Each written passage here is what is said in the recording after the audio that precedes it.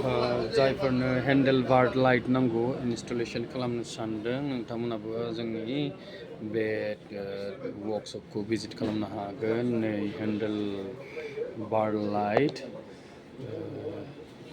बेबो ग्रिनानो ग्रिन जोङो बेखौ नोङो फ्लेशार नोंनि इन्डिकेटर फ्लेशारजोंबो कानेक्ट खालामनो हायो आरोना। इन्डिकेटर फ्लेशारजों जुदि नोङो कानेक्ट खालामोब्ला बियो ओरैबायदि जोंगोन।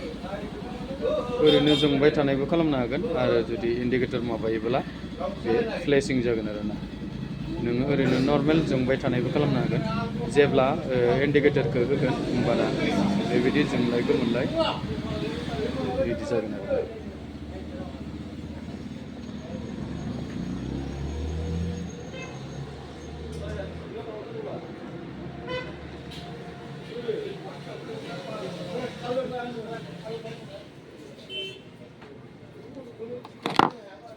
बिनि बादैबो जायफोरनो फग लाइटफोर नांगौ जादों फग लाइट जायफोरा राइडार प्रजेक्टर लेम्प ना बेबायदि नोंथांमोना मोननो हागोन।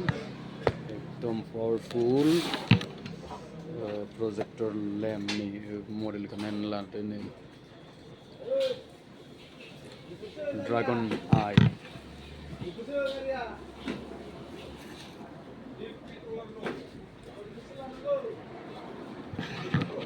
मोजां नायनोब्ला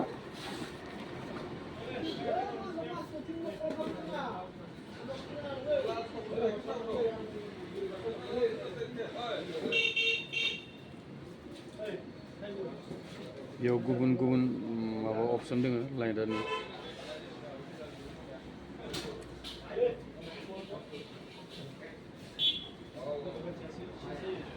बेयावबो फ्लेशार नाङा बेयाव अट'मेटिकलि फ्लेशार दंखायो।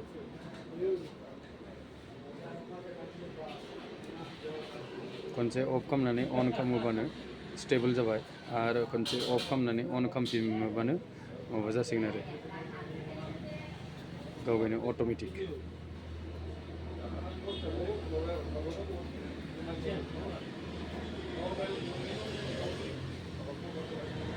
स' जायफोरनो नांगौ नोंथांमोना भिजिट खालामनो हागोन। लिमिटेड स्टक दङ नोंथांमोना लागायनो हागोन। दायो गोजां बोथोरनि सम जाबाय फगनि सम जाबाय नालाय फग लाइटनि इम्परटेन्ट नोंथांमोना इनस्टलेशन खालामनो हागोन।